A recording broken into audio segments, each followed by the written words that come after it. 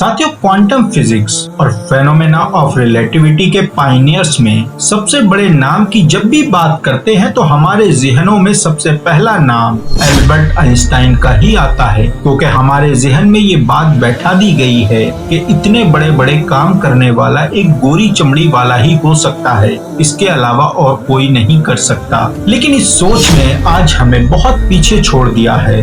क्या आपने एक ऐसे साइंटिस्ट के बारे में भी सुना है जिसे आइंस्टाइन ऑफ अरब्स कहा जाता है, जिसकी मौत पर खुद एल्बर्ट आइंस्टाइन ने आंसू बहाते हुए कहा कि मुस्तफा एक जीनियस थे, मैं उसकी एटॉमिक एनर्जी की रिसर्च से बहुत कुछ सीखता रहा और वो दुनिया के सबसे बेहतरीन साइंटिस्टों में से एक थे।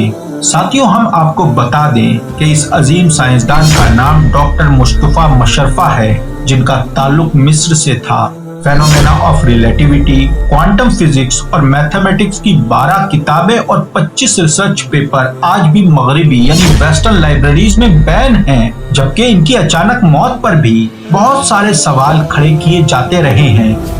इसी तरह का मामला लिबनान से ताल्लुक रखने वाले डॉक्टर असद कामिल सबा का भी था। ये भी एक अजीम साइंसदान थे जिन्होंने 1930 यानी 1930 में सोलर सेल की शुरुआती इन्वेंशन की थी। साथ ही इनकी जनरल इलेक्ट्रॉनिक्स के लिए की गई कुल 12 इन्वेंशन में से कुछ तो आज भी स्पेस सिस्टम में इस्तेमाल की जा रही हैं। लेकिन बदकिस्मती से असद कामिल का भी अंजाम कुछ ठीक ना हुआ और वो भी एक खतरनाक रोड एक्सीडेंट में मारे गए थे। साथियों, 20वीं सदी के साइंसदानों की बात करें तो ये भी मुसलमान खवातीन के बगैर पूरी नहीं होगी, क्योंकि 20वीं सेंचुरी की अजीम साइंटिस्ट में मुसलमान खवातीन भी शामिल हैं। सऊदी अरब से ताल्लुक रखने वाली साबिया मेमनी ने एक ऐसी ब्रेक थ्रू इन्वेंशन की जिसने दिमाग की इंतहाई पेचीदा सर्जरी को कैमरे के जरिए मुमकिन बनाकर इसके रिस्क को मिनिमाइज कर दिया। साबिया का अंजाम इन सब साइंसदानों में सबसे ज्यादा खौफनाक था। उनकी लाश जो न्यूयॉर्क के एक रोड पर रखे एक फ्रिज में मिली। लाश को देखकर ही इल्म हो रहा था कि उन पर जुल्म की इंतहा की गई है।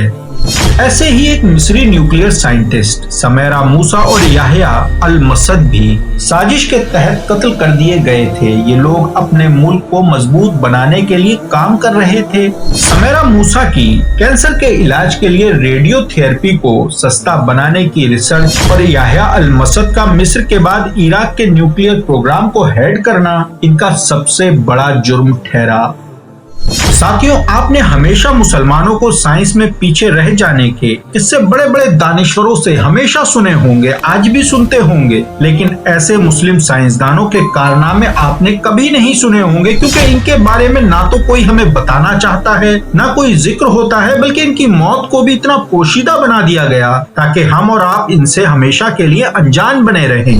वैसे साथियों, सही बात तो ये है कि इसमें सबसे बड़ी गलती हमारी भी है, क्योंकि हमने अपनी ही तारीख को पूरी तरह से पीछे फेंक दिया, हमने उससे मुंह फेर लिया।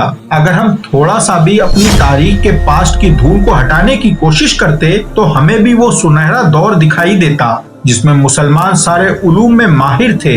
हमने उस दौर को खुद अपने हाथों से द लॉस्ट हेरिटेज या कहें the golden era of Muslim world के पास्ट के अंधेरों में गुम कर दिया है। अगर आपको भी ये जानकारी अच्छी लगी तो दूसरों को भी आगाह करने की नियत से शेयर जरूर करें, क्योंकि आगाह करना हमारा काम है।